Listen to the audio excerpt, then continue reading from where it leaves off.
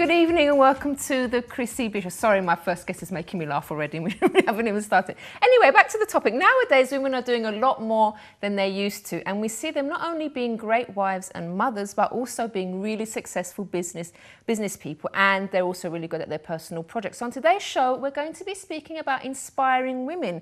And I have two of them with me in the studio tonight who are inspiring in different ways. I have Lara Morgan, founder of Company Shortcuts and Self-Made Millionaire, and founder of the Pancreatic Cancer Research Fund, Maggie Blanks. We'll also be featuring a Skype interview with Emma Jane Brown, former international show jumper and philanthropist who did something amazing for charity and challenged herself to a 9-day climb of the highest mountain in Africa, Mount Kilimanjaro. And I will also be telling you about two women in particular that have really inspired me. And since it's Wednesday, we also have Chris Brown, who'll be sharing his self-development tips. So if you want to get in contact at all during this show, you can email Chris at chrissybishow.tv, and you can also call on 020-7686-6300. But first, let's introduce our first guest, Lara Morgan. Actually, before I introduce her, I'd like to show you this video. Let's take a look at this.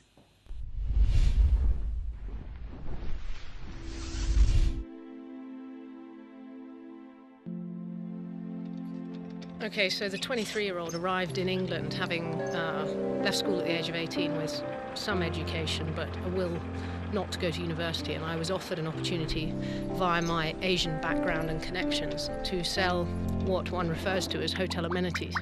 That actually means sewing kits and shower caps. So I potted off down to the Dorchester, age 23, and I shook on the steps. I borrowed clothes so I could look smart enough. And I showed them this pre-threaded sewing kit, and that was literally the beginning of Pacific, with no business plan, no vision, in fact, nothing. It took about 8 years to bump into the proper business plan. What I did do, and to give credit to the banks, I went and got a small business plan guide, and I sort of wrote that and put it in a drawer and thought, okay, so now I have a good idea. And the plan pretty much said I should sell stuff. For pretty much 8 years, we, that's the royal we for me and myself and I for the first 2 years, grew a business, and by 1999, when the wheels were pretty much coming off and we were growing at a huge velocity and I was losing, actually, the will to live nearly, because it was getting out of control. We were doing £4.5 million worth of turnover, but ultimately I started to realise that I was completely out of my depth, and I found a business program called the Business Growth Development Program at Cranfield, and genuinely I do not underline this enough. It was a life-changing opportunity to learn what real business process and structure was. I think we need to start talking positively about actually what banks can do for business. And banks will support businesses that give you a good cash flow, decent P&L, bit of a plan. It's never going to be perfect. Of course, there are going to be moments where you think, I don't want to tell them about the bad sales. But if you have an open relationship, that's when they'll back you. And they are the cheapest money in town. And you retain your equity. And your equity piece is your most valuable card on the table when you sell. So you should sell your grandmother before you sell equity. I see the face behind the voice. Lara, how are you? Very well, thank you. Thank you so much for joining us again. Your second appearance on the show, right? Indeed. Okay, so tell us how it all began then. Where did you start from, and how did you become this self-made millionaire? Luck. I mean, I think luck and hard work, but a lot of luck and a lot of, sensible decisions. Well, I started when I was 23, as the video said, but truthfully, I started cluelessly, and so you make decisions along the way. I had no idea I would build a business that was doing, we had 9 offices around the world, 486 people, we had 17 nationalities, we had, and basically I'm a soap salesperson, but truthfully along the way, the real piece is that I just constantly felt incompetent, and because of that drive to be better and that drive to constantly look for improvement, and also to gather around me the most talented group of people, that's how Pacific thrived. So, luck and some great employment decisions. Okay, and tell us about Company Shortcuts. Well, my new business is I've taken those frameworks and templates and put them online with Company Shortcuts, because 17 years of building a business taught me an awful lot about not needing to reinvent the wheel. And I want people to go there, and I want them to think about daily progressive improvements to their business. And you can take a lot from people, and the most powerful advice I give is, if you're struggling, ask someone, because there's always someone like me, perhaps with grey hair or who knows has been there, and I used to relentlessly ask, knowing that I needed help all the time, and I was going too fast and growing too fast and demanding too much and making mistakes.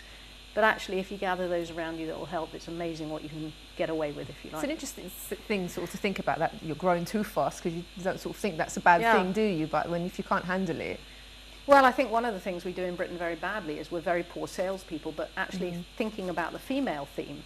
I think women are incredible hard workers, and they're very good at the administration, and they're brilliant at doing what they say they're going to do, because we're very good at juggling, as you say, and we're then rubbish at asking for the order.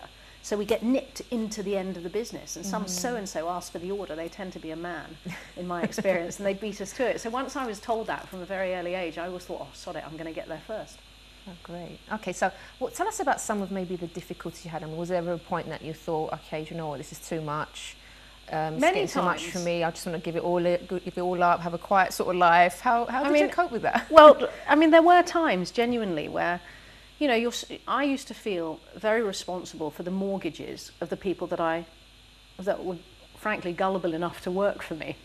So I got up on the first day of every month thinking, you know, I have a responsibility to make sure that we can pay those bills first and foremost. Those are the team. And, you know, genuinely there were times I nearly lost the business in 2001 after September the 11th, and I sat in a lay-by and I cried my eyes out. And, you know, there were moments, frankly, where I said to my husband once, for 50p, somebody can have it. You know, literally. Really? Yeah, because, and I think we need to be more open about, you know, I was miserable about, I mentioned on the last programme, the guilt of not always being there for the kids. Yeah, I remember. The guilt of then, if I was too much with the kids, this is what I find really endearing about you, because you're so successful, but you're not, you show basically the challenges that you've had, and I think that's really nice for people to know, and to, I think it's lovely to actually when you show that. Well, I think there's a slight dishonesty amongst some powerful and successful women, and the truth is I wouldn't be where I am without an incredibly brave husband, a very forgiving husband, and a fantastic nanny, and then, as I say, you know, picking some brilliant people who, you know, reminded me to remember to go and pick up the child that I once did genuinely turn the lights out in the office, leaving a baby in a baby car seat, drove 6 miles home, and thought, I'm missing something. And I genuinely did that. Joking. Yeah, but I want people to know. Yeah. And, you know, Tamsin, she's fine today, age 9. Gosh, yeah. She may never know traumatised that story. She knows now. Yeah. So, you know, and we're human, and it's hard work. You know, and the other thing that I worry about is, you know, enterprise, you don't become, money isn't about success, it's about having the joy of building something and providing a good tell service. us about that. How do you define success? Well, I think success it's a combination of an amazing journey, and unfortunately in Britain, and I was talking to somebody about this the other day, I think we think you're successful if you have money, and that is not what success is, in my opinion. Success is being healthy, being happy, doing the things you enjoy doing.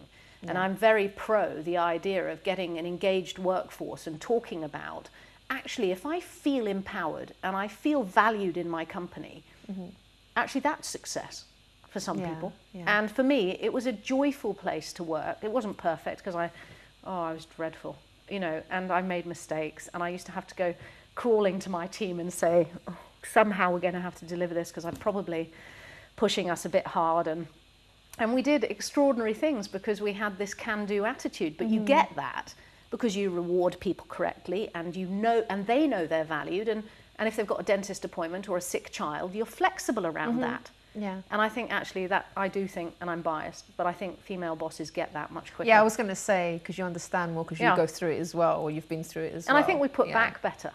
You know, I think if you feel you've been lucky enough. I mean, I was blessed with parents who said, you know, get back on the bike. When you fall down, they inspire you. Like yeah. So my parents were the inspiration, and today I try and do a bit of that paying back, because so many people picked me up and brushed me off. And I think, you know, learning the humility to ask is a powerful thing. Learning the humility to admit when you stuffed up is also pretty fat, and I'm good at that. Yeah, you know.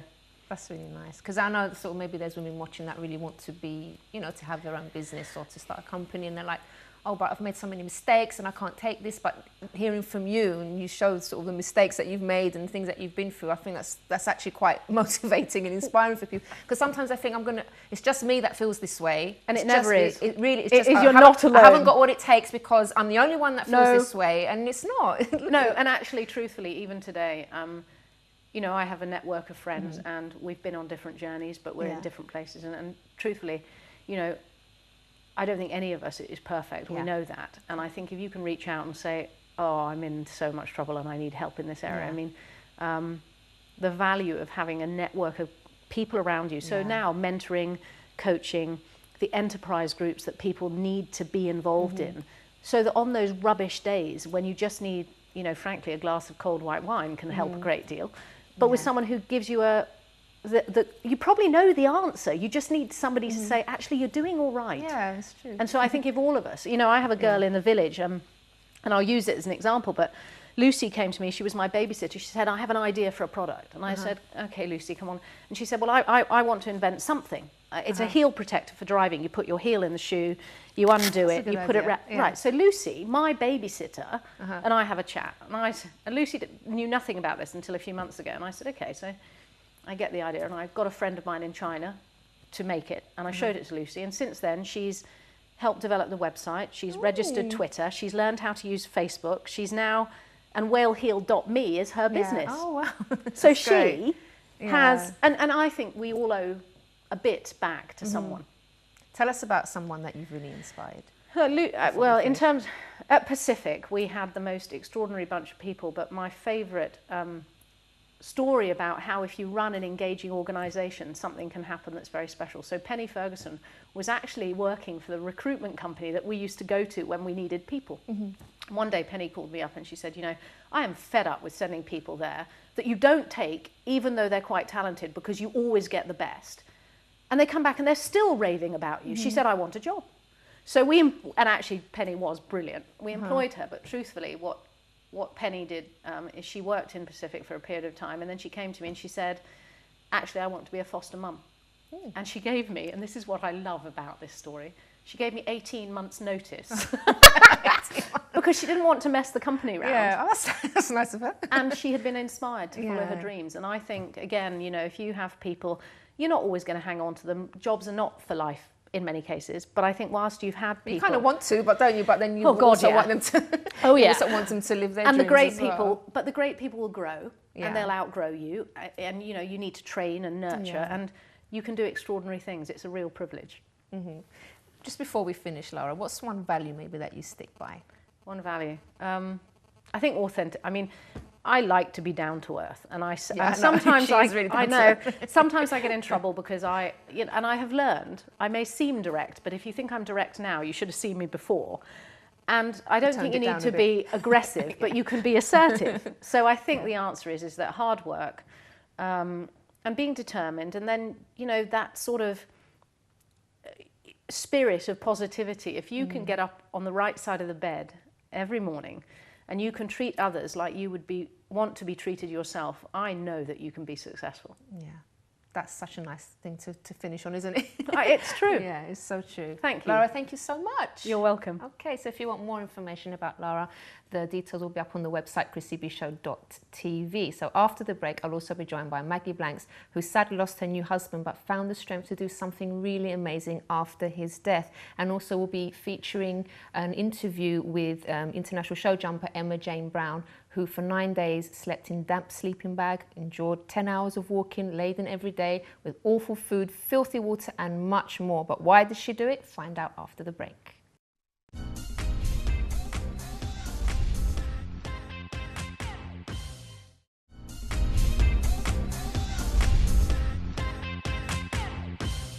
Welcome back to the Chrissy B Show. We're speaking about inspiring women, and someone that's just done something amazing is Emma Jane Brown. Good evening, Emma Jane.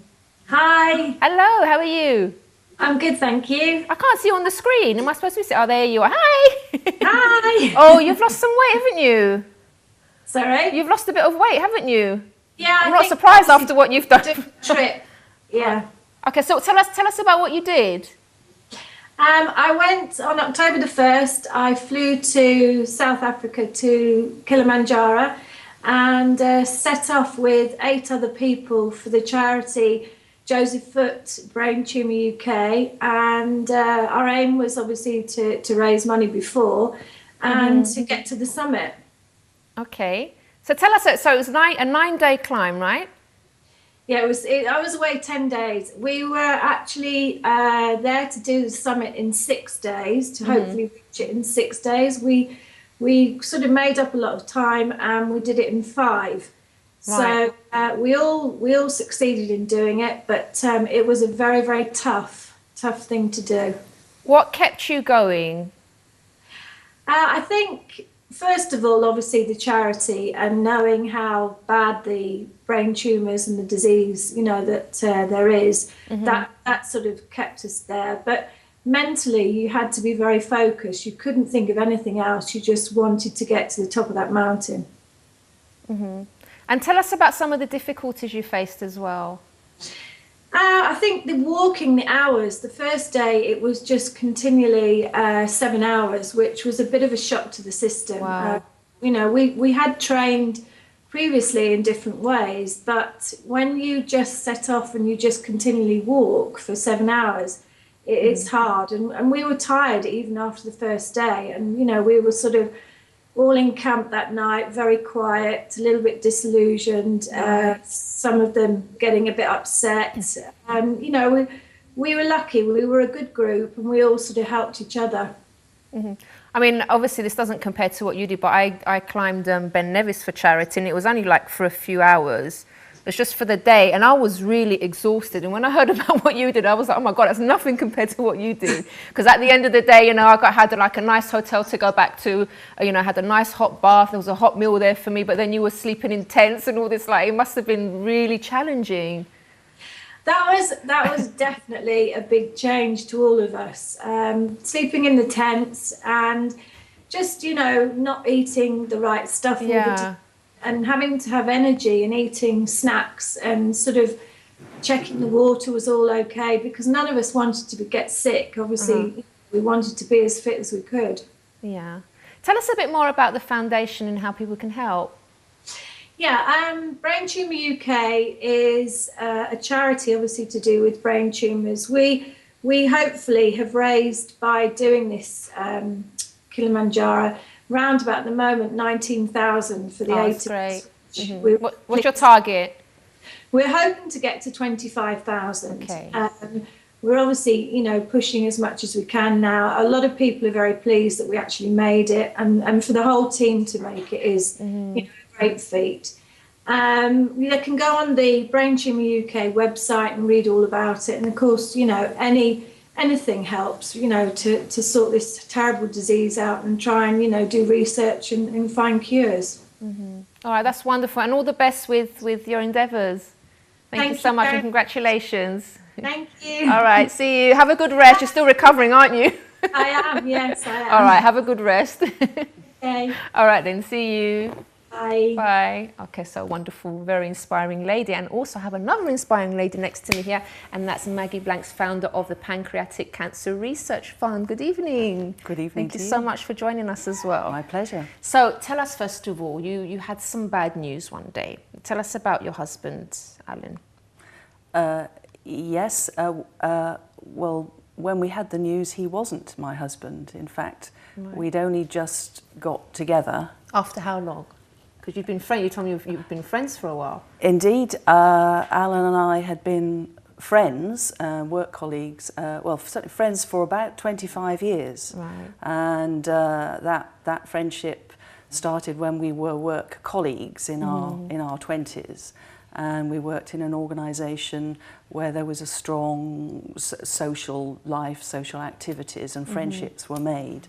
And those friendships were maintained over the subsequent years, even though people changed jobs, changed locations, moved to different parts of the country, the sort of contacts were still maintained. And it was when Alan's wife, Nikki, died of breast cancer, that I and the other friends in our circle just rallied round to do whatever we could to help.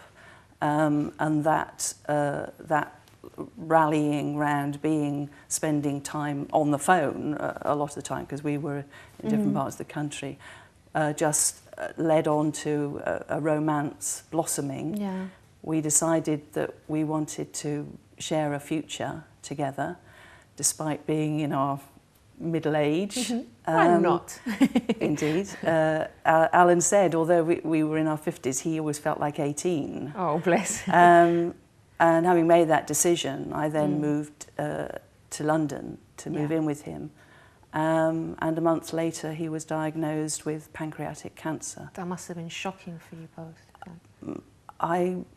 I was, yes, this future that we thought we were going to have together, growing old together and doing lots of things together, suddenly all that vanished, because I knew, although Alan, I don't think, knew much about pancreatic cancer, but I, on the quiet, had done some research.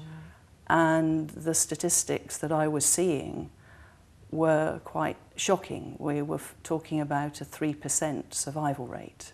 That's so low. That's really... So did you actually notice any, or did he notice any symptoms like early on, or was it just sort of come out of the blue? How was it? Was one of the challenges of pancreatic cancer is that there are no symptoms in the early stages, and then as it develops and symptoms appear, they are rather vague. They're non-specific.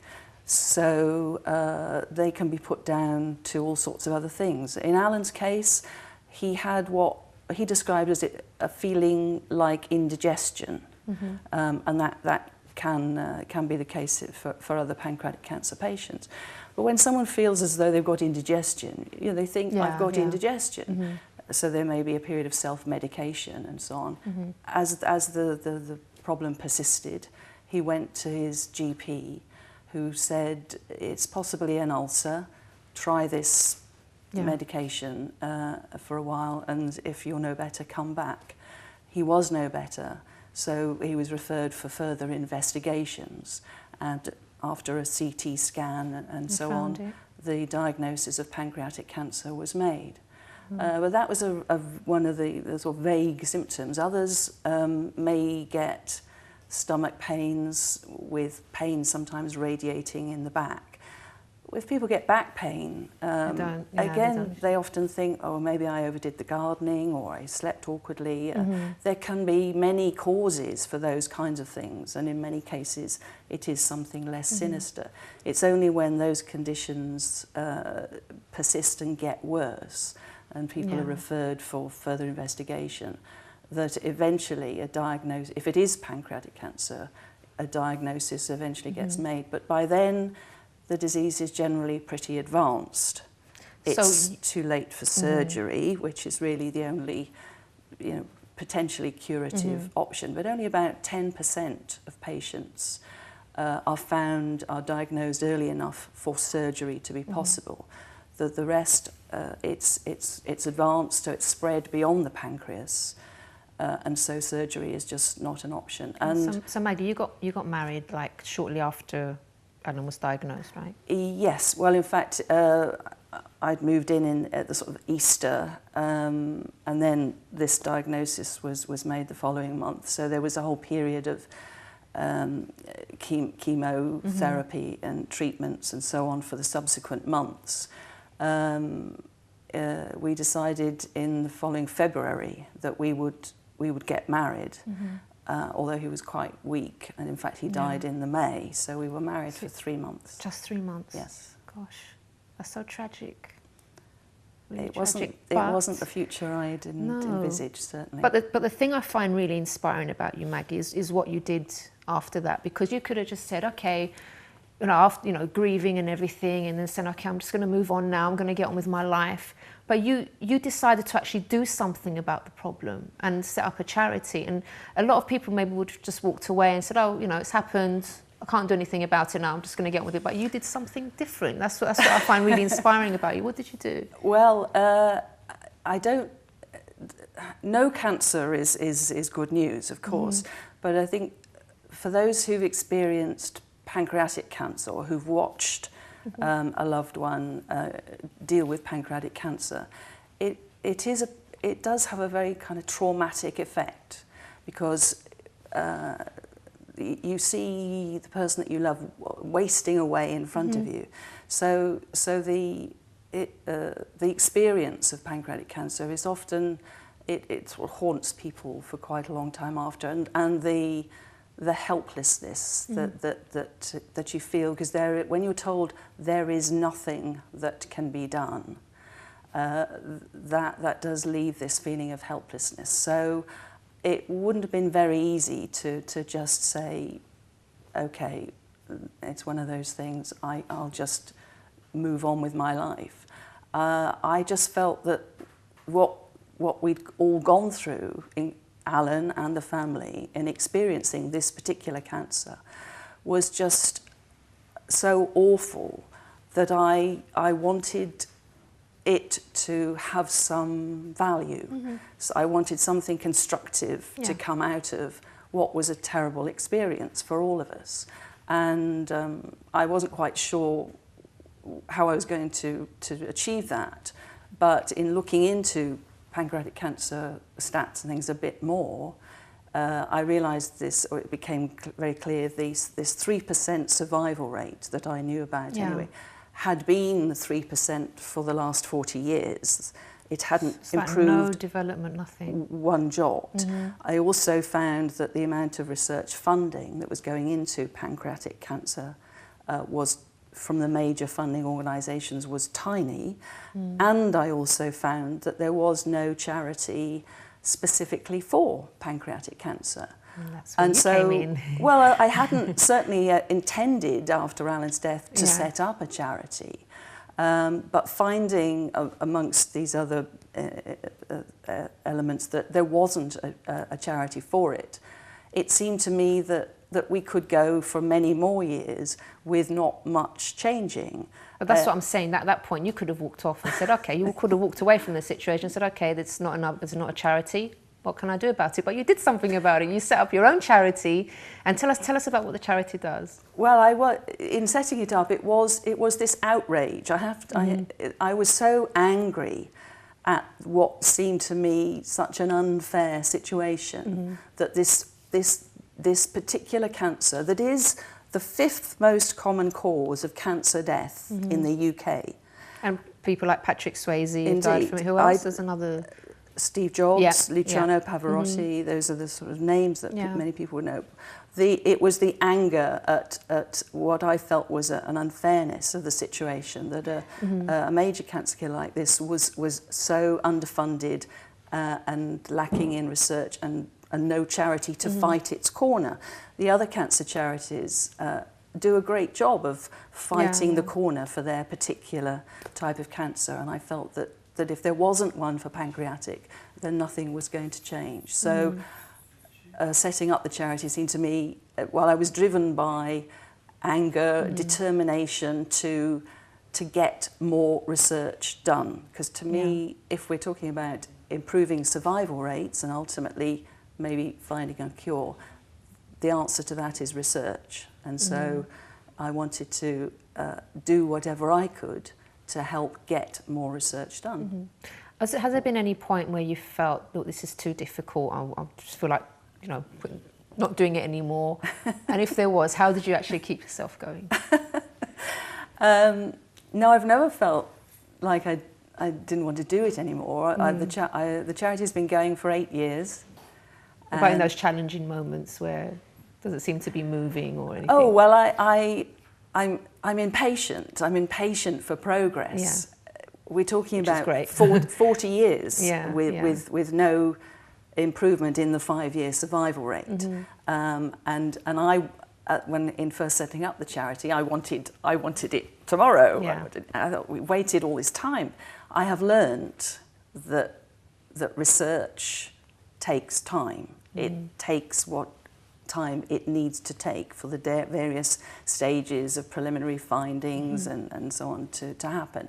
So I've learned to accept that the the time scale is going to be a fairly extended one. Maggie, how can people help? Because we're just about to go to a break, so I want you to, like, if you just let the viewers know how they can help if they, you know, if they'd like to, what you need the most at the moment. Well, certainly more funding is important. If they go to our website, and I guess there'll be a link to that, but if they go to our website, they'll see the kind of events that they can get involved in to help raise funds.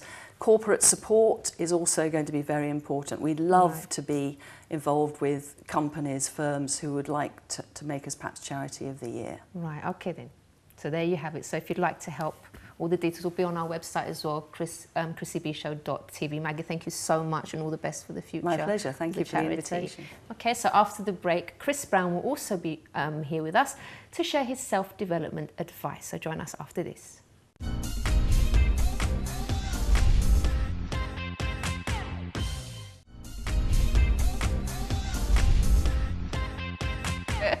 Hello, welcome back to the Chrissy B Show. Chris Brown, you're distracting me. Oh, it's terrible. That's Gosh, terrible. okay, but before we introduce you, Mr. Chris Brown, we're going to go to some street interviews because we've asked some people who they find inspiring. So let's see what they said.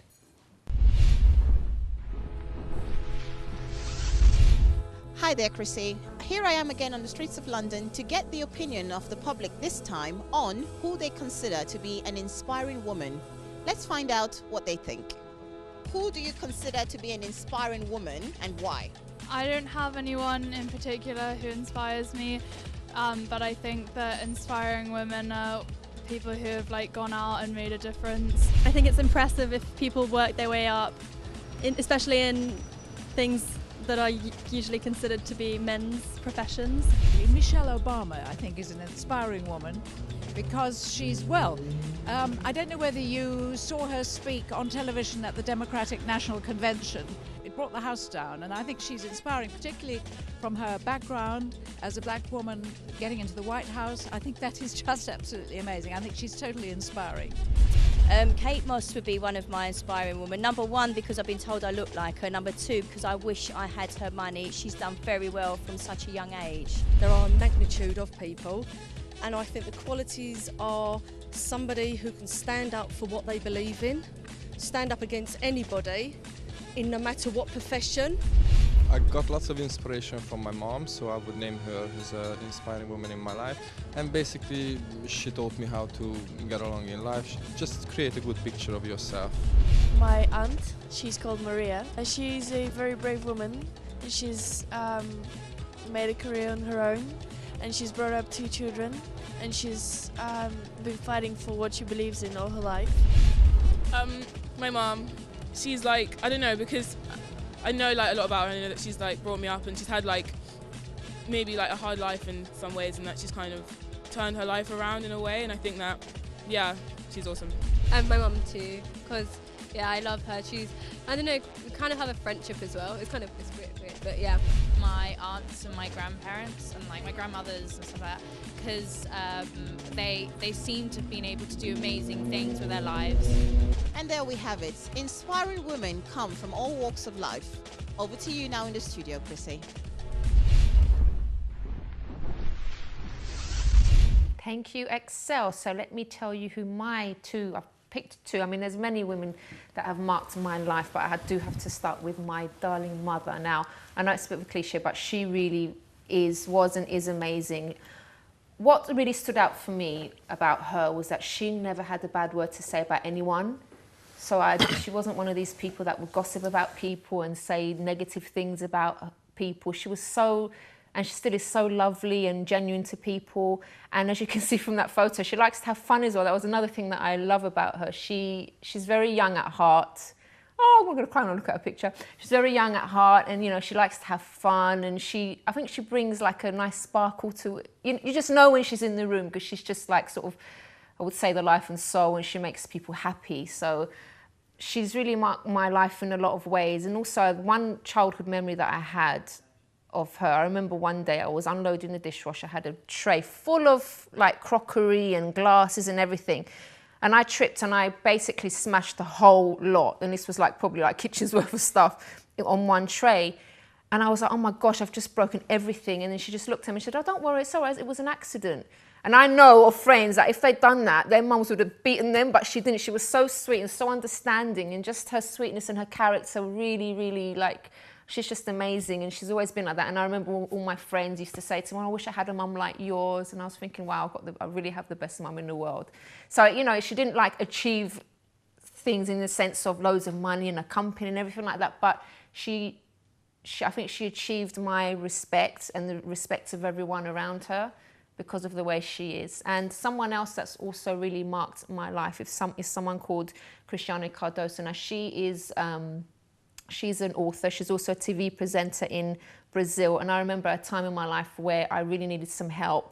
And she was there like a mentor for me, really. She took me under her wing. She gave me advice. I was going through marriage problems at the time. I had a lot of self-esteem issues, and she really helped me to believe in myself. And the thing is, this woman is super busy, but I know right now that if I was to send her an email and I said I needed some advice about something, or, I mean, she literally gets hundreds of emails every day, but she will reply to me. She's always been there for me, and she makes time for people because she cares. And she's someone that I also really look up to as an inspiration, because she's always trying to find new ways of helping people, of you know, helping people to believe in themselves, and also inspiring other people to help others as well. So it's like a chain reaction. It's it kind of, well, for me, like, she's inspired me to help people, which is one of the reasons I have the show as well.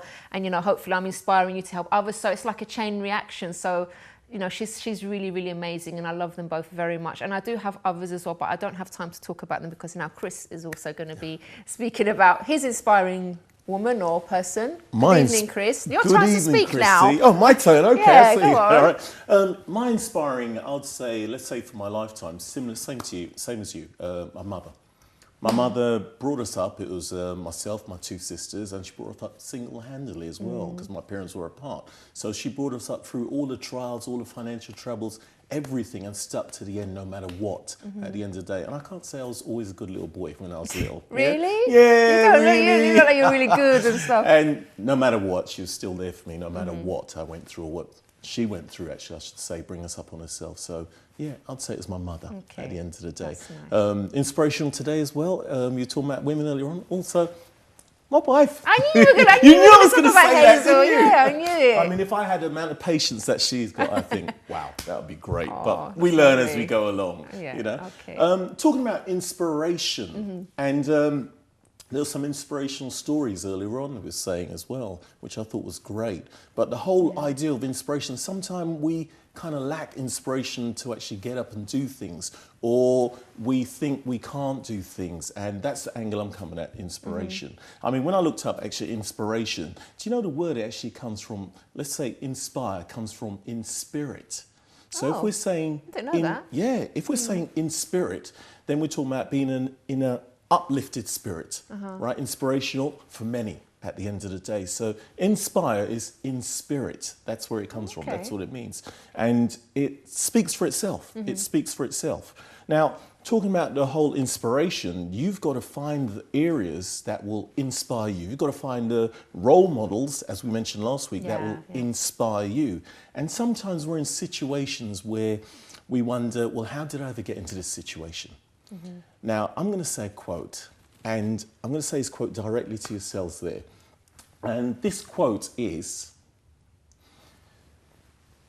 the way you thought yesterday brought you where you are today. The way you think today will take you where you want to be tomorrow. It's so clear? Cute. Yes. Right? The way you thought yesterday brought you where you are today. The way you think today will take you where you need to be tomorrow.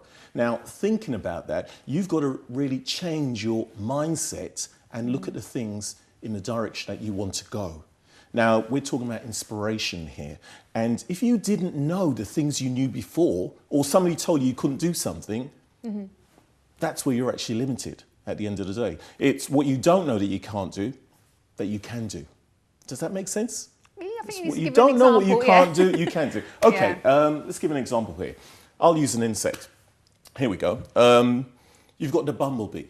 Now, the bumblebee has 4 little wings. Truth about it, in the laws of aerodynamics, the bumblebee's body is too big for those little wings. So the bumblebee is not supposed to be able to fly. So the only person who doesn't know that they're not supposed to fly is Bumblebee. So if you went to the Bumblebee and sought Bumblebee language, you can't fly, forget it, you'll never fly again. Yeah. So just the same as humans, as ourselves. When you've been told what you can't do, it's harder to find out what you can do at the end of the day. Now, inspiration encompasses many words, right? Now, inspiration encompasses, let's say, inventiveness, right? It encompasses, inventiveness is about thinking originally, because we can't really invent new things. So we got to think originally, the way we think. That should help you to inspire you to move on. In the word inventiveness, we're talking about innovation as well. Now, innovation, we're talking about a new method, a new way of doing something. We can't invent the wheel, but we find a new method. It could be in a workplace, it could be in daily chores, it could be a daily life. A new method. That will inspire you to do things as well, right? Then we're talking about vision. The vision's got to be the image of your future. Hear that? The image of your future. So you've got to have a vision in your head of where you want to go, where you want to be. That should inspire you. Cut out an image, find out where you want to be. Work it out. Think about those around you as well, the goals that you've got to set, which I always talk about all the time, right? Yeah. Okay, and we're talking about motivation. Now, motivation, we're talking about a purpose for moving forward. Now, when we're talking about a purpose of moving forward, if we don't have a purpose, we're not going to go anywhere. We're not going to move forward in any kind of way. And sometimes we end up just getting up and doing something and then find out, why am I doing this? What is it about? But if you have a purpose, a final ending, you will be motivated to go forward and achieve that goal, right? Ideas encompasses inspiration, right? Ideas is a thought for action, right? A thought for action. So if you've got something that comes to you and you think, that's a great idea, you need to take action on it. People have lots of great ideas, don't they? And they don't actually do anything. Exactly, you know. To be honest, sad to say, but a lot of great ideas are actually in the cemetery. People who didn't actually achieve what they wanted to achieve or go ahead with it. They thought about it, didn't do anything about it. Or the other one is, you thought about it and you go into a shop or you see someone on TV say, I thought about it some years back. Yeah, but then did you do anything about it? Right. Yeah. That's why it's on TV and somebody else has done it, because they took action. And earning lots of money because of it as well, right? Exactly, right. And then we got encouragement. Now, through taking those other steps, the word encouragement itself should be to encourage others. You've got to, much to what Laura said, is give something back at the end of the day. Give something back. Inspiration. Inspiration to inspire others, to put others in spirit as well, to raise them up and do things and go in the right direction. Okay. So, inspiration is the key word, right? Find your inspiration for you to move on to do what you need to do. Chris, thank you so very much. Thank you. So you'll be joining us again next Wednesday. I will be. Right, okay then, thank you so much, Chris. Thank you. If you want more information about this program, if you want to watch past shows as well, you can do so from the website, chrissybshow.tv. And don't forget also to like us on Facebook. We've got lots of pictures there. I post videos there as well, updates about the show. So if you just do a search on the Chrissy B Show, and then you can like the page. And also don't forget to follow us on Twitter as well, Chrissy B Show, so you get to know what I'm up to as well, what I do day to day, and also more about the show. Now, on Friday, we'll be talking about true friendship and also toxic friends, and how you can identify whether your friends are toxic and really bad for you, or whether they're really genuine friends. And I'll also be inviting my own best friend to the show. I'll introduce you to her, and we'll be talking about the relationship we have as well, and why we're close the way we are. Okay, so what day is it? Wednesday. So we'll see you again on Friday, but we'll leave you with this for now. Bye-bye for now. Okay, so we've actually managed to clean the whole platter. It was very nicely presented and we did really enjoy it. I kind of had a bit too much wasabi, which is renowned for burning right through your body, and it really, really did. I had big chunks of it. And also found chopsticks. I mean, you know, you can kind of get to grips with it, but then every so often the food falls and it's not very ladylike. And I do kind of prefer, for me, knife and fork. What? I don't know what to say. I'm just really not feeling very inspired at all. Because she was laughing.